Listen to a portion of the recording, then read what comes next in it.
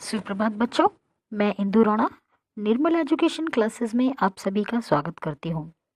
आज हम कक्षा 6 हिंदी वसंत भाग 1 से पाठ 18 पढ़ेंगे, जिसका शीर्षक है संत शिरोमणि रविदास। तो आइए प्रारंभ करते हैं। रविदास भक्ति काल के प्रसिद्ध संत कवि हैं। उन्हें अपने जीवन काल में अत्यंत ख्याति और प्रतिष्ठा मिली। उन्हें रैदास के नाम से भी जाना जाता है। हमारे अधिकांश संत भक्त कवि अपने विषय में प्राय मौन ही रहे हैं, इसलिए हमें उनके जन्म व मृत्यु के संबंध में प्रामाणिक जानकारी नहीं मिलती है। प्यारे बच्चों, रविदास जी भक्ति काल के प्रसिद्ध संत कवि रहे हैं और उनके बारे में, उनके जन्म एवं मृत्यु के बारे में कोई प्रामाणिक जानकारी नहीं है। अर्थात इस बात का कोई प्रमाण नहीं है कि उनका जन्म कब हुआ था और उनकी मृत्यु कब हुई थी। वे अपने जीवन काल में उन्हें बहुत ज़्यादा प्रसिद्धि मिली, प्रतिष्ठा मिली। रैदास के विषय में ऐसा ही माना जाता है। ऐसा माना जाता है कि उनका जन्म 1388 ईस्वी में काशी के मुंडवा डीह नामक गांव में हुआ। रैदास संप्रदाय में यह व्यापक विश्वास है कि माघ महीने की पूर्णिमा के दिन रविवार को उनका जन्म हुआ था। देश भर में आज भी इसी दिन उनकी जयंती मनाई जाती है। रविवार को पैदा होने के कारण ही उनका नाम रविदास पड़ा।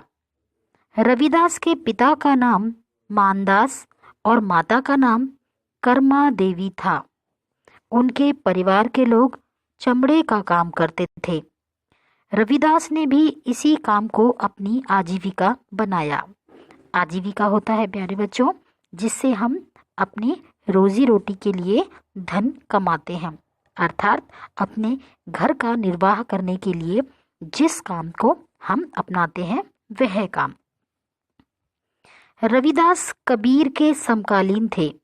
कबीर की भांति रामानंद को ही रविदास का भी गुरु माना जाता है।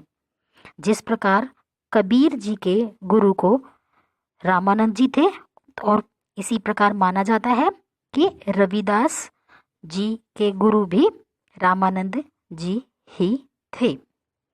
कबीरदास ने संतनी में रैदास कहकर उनके महत्व को स्वीकार किया है। साधना के बल पर ही रविदास ने भक्ति के शिखर को छुआ था।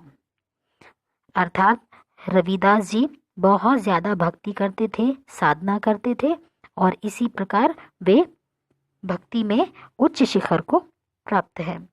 रविदास की इसी ख्याति के कारण मीराबाई ने रविदास का गुरु रूप में स्मरण किया था।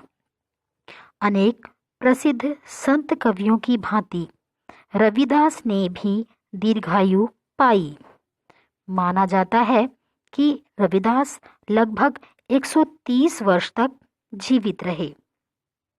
रविदास ने किसी पाठशाला में अध्ययन नहीं किया था। यदि उनकी कोई पाठशाला थी तो वह ईश्वर भक्ति की पाठशाला थी।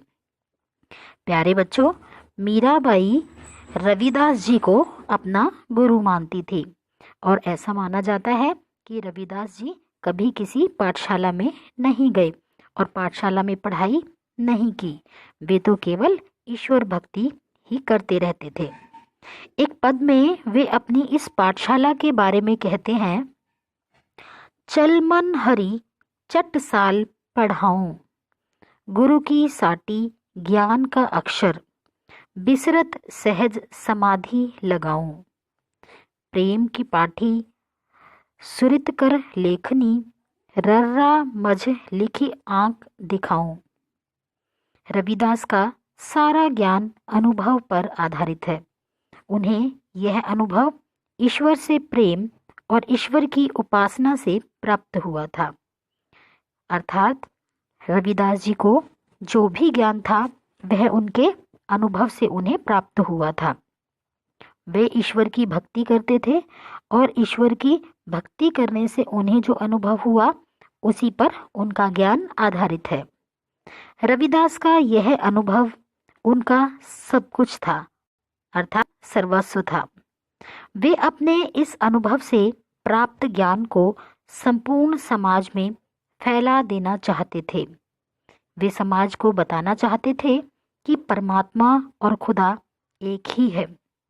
उन्होंने उपासना के बाह्य चारों का विरोध किया और भीतरी भक्ति और उपासना पर बल दिया। उन्होंने जातिगत बंधन को व्यर्थ बताया और कहा कि सभी लोग ईश्वर की संतान हैं।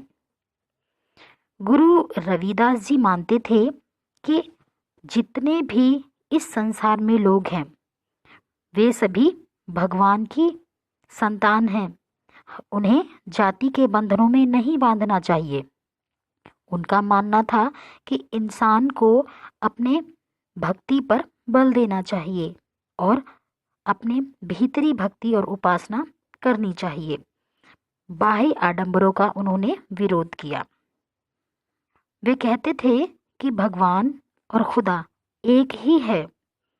इसीलिए उन्होंने जातिगत बंधन को बेकार बताया। मनुष्य में भेद करना और विषमता फैलाना विवेकपूर्ण कार्य नहीं है।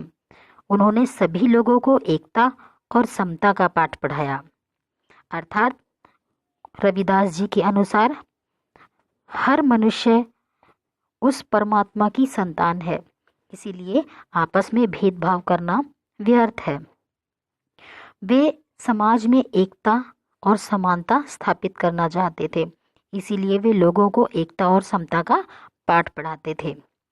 रविदास जी रूढ़ियों और अंधविश्वासों को नहीं मानते थे। उनकी धारणा थी कि इनके माध्यम से कोई भी व्यक्ति और समाज उन्नति नहीं कर सकता है।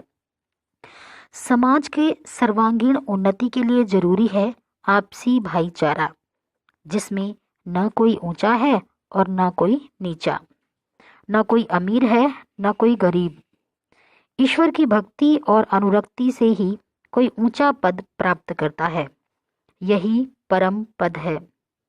इसमें किसी प्रकार के बाहरी व्यवहार को स्थान नहीं है। रविदास जी रूढ़ियों और अंधविश्वासों का खंडन करते थे। वे मानते थे कि यदि किसी समाज की उन्नति करनी है, किसी समाज का विकास करना है, तो समाज में आपसी भाईचारा होना अवश्य है। अगर आपसी भाईचारा नहीं होगा और जिस समाज में ऊंच नीच का भेदभाव होगा वह समाज कभी भी उन्नति नहीं कर सकता। रविदास ने एक पद में कहा है, भक्ति ऐसी सुनहु रे भाई, आई भक्ति तब गई बड़ाई। कहा भयो नाचे अरु गाए, कहा भयो तप कीन्हे, कहा भयो जे चरण पखारे, जो लौं परम तत्व नहीं चीन्हे। कहा भयो जे मुंड मुंडायो, बहु तीरथ व्रत कीन्हे। स्वामी दास भक्त अरु सेवक, जो परम तत्व नहीं चीन्हे। कह रहे दास तेरी भक्ति दूरी है, भाग बड़े सो पावे। तजी अभिमान मेटी आपा पर, पिपलिक हूँ चुनि खावे। रविदास जी कहते थे कि हे भाई सुनो, भक्ति ऐसी करो कि भक्ति आई तब गई बड़ाई। जब बड़ाई चली जाएगी तभी भक्ति आएगी। अर्थात अहम भाव जब समाप्त हो जाएगा तभी भक्ति होगी। सच्ची भक्ति वही है जब व्यक्ति को स्वयं की भक्ति पर अभिमान न हो। नाचने गाने से कुछ नहीं होगा। तपस्या करो। पैर धोने से, सिर मुंडाने से, व्रत करने से, इन बाहरी आडंबरों से कुछ भी नहीं होगा। जो तपस्या करनी है, जो भक्ति करनी है, जो साधना करनी है, वह स्वयं के अंदर जो परम तत्व विद्यमान है उसकी भक्ति करो।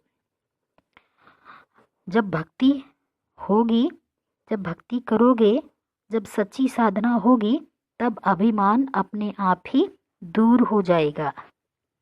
इसका भाव यह है कि ऐसी भक्ति करो जिससे अहम की भावना नष्ट हो। नाचने गाने और तप करने से कुछ नहीं होगा, चरण पखारने से भी कुछ नहीं होगा, जब तक कि परम तत्व को न पहचाना जाए। सिर मुंडाना और तीर्थ व्रत करना भी निरर्थक है, अर्थात बेकार है। अभिमान त्याग कर, आपा मिटाकर भक्ति किए बिना परम तत्व प्राप्त नहीं किया जा सकता। अर्थात जब तक व्यक्ति स्वयं पर अभिमान करेगा, अहम करेगा, तब तक उसे परमात्मा की प्राप्ति नहीं होगी। रविदास का सारा साहित्य मन की पवित्रता को ध्यान में रखकर रचा गया है। उनकी वाणियों में भीतरी निर्मलता का विशद वर्णन मिलता है। सद्गुरु और सत्संगति इस निर्मलता के दो स्तंभ हैं, अर्थात व्यक्ति को सद्गुरु और सत्संगति, इन्हीं दो से परम तत्व की प्राप्ति हो सकती है। इन्हीं दोनों तत्वों का आधार लेकर मनुष्य अपने जीवन की कलुषता को समाप्त करता है और जीवन को प्रकाशपूर्ण बनाता है। अर्थात सद्गुरु ही व्यक्ति को सच्चे और परम तत्व परमात्मा से मिला सकते हैं। अतः व्यक्ति को सद्गुरु और सत्संगति, ये दोनों ही तत्व ऐसे हैं जो उसके जीवन की कालिख को समाप्त कर सकते हैं, जीवन के अंधकार को मिटा सकते हैं और इसके जीवन में प्रकाश ला सकते हैं। सचमुच रैदास की वाणी सदाचार का संदेश देती है और मानव मात्र में आत्मविश्वास तथा विवेक पैदा करती है। रैदास की वाणी व रैदास के पद नाम से उनके संग्रह तैयार किए गए हैं। इतना ही नहीं, उनके अनेक पद गुरु ग्रंथ साहिब में संकलित हैं। उनकी रचनाओं की मूल भाषा ब्रज है, पर कहीं कहीं अवधी, राजस्थानी आदि का भी उसमें मिश्रण मिलता है। उन्होंने अपने समय में पीड़ित जन समुदाय की भावना को समझकर जनता के सम्मुख जन भाषा में रखा है। अर्थात वे जानते थे कि लोगों को भाषा की समस्या होगी, तो इसी वजह से उन्होंने जन समुदाय की भावना को समझा और जन भाषा में जनता के सम्मुख रखा। हिंदी साहित्य के स्वर्ण युग कहे जाने वाले भक्ति काल में जहाँ सगुण भक्त कवियों में सूरदास, तुलसीदास को महत्वपूर्ण स्थान प्राप्त है, वहीं निर्गुण संत कवियों में कबीरदास, नानक के समान रैदास को विशेष सम्मान प्राप्त है। सगुण भक्त कवियों ने राम कृष्ण के अवतारी चरित्रों के माध्यम से आम जनमानस के आत्मविश्वास को जगाने का प्रयास किया है, तो निर्गुण संतों ने बाहरी आडंबरों पर चोटकर ईश्वर की एकता का एहसास करवाते हुए मानव धर्म का संदेश दिया है। प्यारे बच्चों, हिंदी साहित्य के अंदर भक्ति काल को स्वर्ण युग कहा गया था। इस भक्ति काल को दो प्रकार से बांटा गया। एक थे सगुण भक्त और दूसरे थे निर्गुण संत। जो सगुण भक्त थे वे सूरदास और तुलसीदास थे। सूरदास जी और तुलसीदास जी ने राम और कृष्ण के, जब भगवान ने इस पृथ्वी पर अवतार लिया था, उन चरित्र का वर्णन किया है। जबकि निर्गुण संत कवियों की धारा में ऐसे संत कवि थे जो ये मानते थे कि बाहरी आडंबर करने से कुछ नहीं होगा। यदि वास्तव में ईश्वर को प्राप्त करना चाहते हो तो उस परम तत्व की प्राप्ति के लिए अपने अंदर मौजूद परम तत्व की उपासना करो। रविदास देशजयी और कालजयी संत हैं। उनकी अपार लोकप्रियता, विलक्षण ज्ञान और व्यापक प्रभाव के बारे में अनेक किंवदंतियां प्रचलित हैं। अर्थात उनकी लोकप्रियता के, उनके ज्ञान के बारे में अनेक ऐसी लोक कथाएं प्रचलित हैं। देश के अनेक भागों के लाखों लोग उनके अनुयायी बने हुए हैं, अर्थात उनका अनुसरण करते हैं। अपनी उत्कृष्ट साधना, जीवन शैली तथा सदाचरण के कारण भारतीय धर्म साधना के इतिहास में वे श्रद्धापूर्वक स्मरण किए जाते हैं। उनके काव्य में गुरु भक्ति, नाम स्मरण, प्रेम, कर्तव्य पालन तथा सत्संग को महत्व मिला है। उन्होंने व्यक्ति के लिए, समाज के लिए, देश के लिए, दुनिया के लिए और पूरी मानवता के कल्याण के लिए अद्भुत कार्य किया है। वे मानवता की मंगल मूर्ति हैं। रविदास जैसे संत को पाकर हम, हमारा समाज और हमारा देश, या कहें कि सारी मनुष्य जाति धन्य हो गई है। लेखक राम सजन पांडे ने हमें संत शिरोमणि रविदास के बारे में जो जानकारी दी, उनके लिए हम उनके अतीव धन्यवादी रहेंगे। अगली वीडियो में इस पाठ के प्रश्न उत्तर लेकर आपको शीघ्र ही मिलेंगे। धन्यवाद।